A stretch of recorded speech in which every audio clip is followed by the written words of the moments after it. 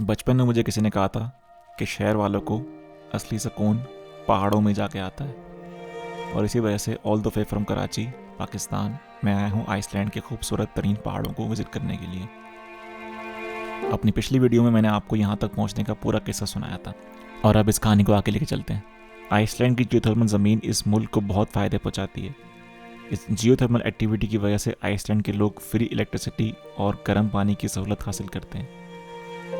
Geothermal energy वैसे सिर्फ Iceland में नहीं बल्कि पूरी दुनिया में हासिल की जा सकती है, लेकिन दुनिया के बहुत सारे ममालिक में एक्टिव वॉल्केनोज मौजूद हैं और जियोथर्मल एनर्जी को आसानी से देखा और महसूस किया जा सकता है। जियो का मतलब है ज़मीन और थर्मल का मतलब है हीट, और हमारी ज़मीन में आप जितना गहराई में जाते जाएंगे उतना ज़्यादा टेम्परेचर उसका हाई होता जाएगा, और हत्ता कि कई जगह पे बीच में जाके उसका टेम्परेचर 6000 डिग्री तक पहुंच सकता है। कुदरत का ये एक किस्म का करिश्मा है कि यहाँ पे बिल्कुल उबलता हुआ गर्म पानी चल रहा है, और बिल्कुल इसके साथ यहाँ पे ऊपर ग्लेशियर से बिल्कुल यख ठंडा पानी यहाँ से आ रहा है।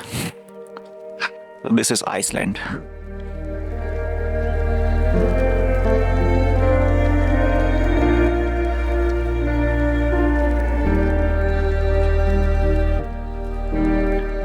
और यहाँ पे आप लोग क्लियरली देख सकते हैं कि इस पानी से जो है वो धुआं उठ रहा है, तो इतना खोलता हुआ गर्म पानी है। और इस टेम्परेचर में आई थिंक अभी जो है वो 4 या 3 डिग्री सेंटीग्रेड हो रहा है सुबह सुबह, तो यहाँ पे आराम से जो है वो बैठ के नहाया जा सकता है ठंड के अंदर।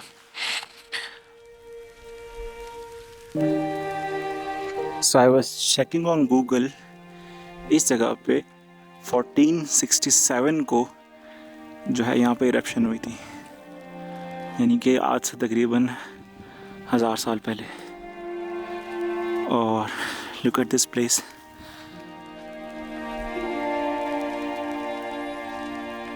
और इस जगह पे ख़ास तौर पे ज़मीन के अंदर अभी भी एक्टिविटी है, और ज़मीन से जो है वो धुआं निकल रहा है।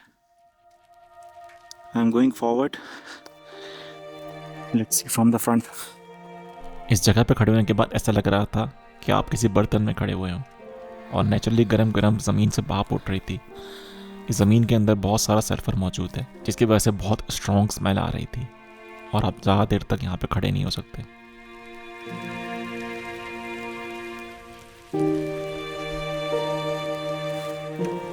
Yeah, nice. Easy practice.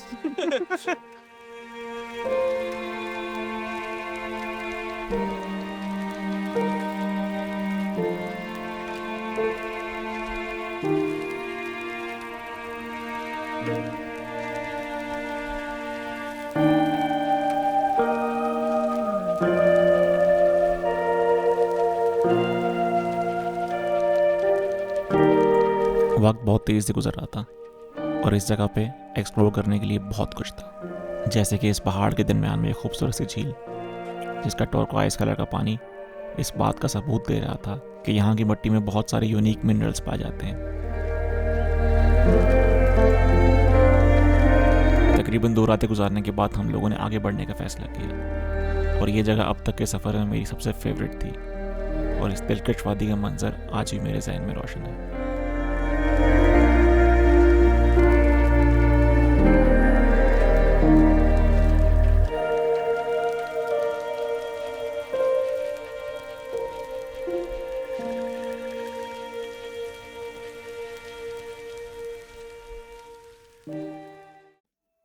Hello, another morning, another hike.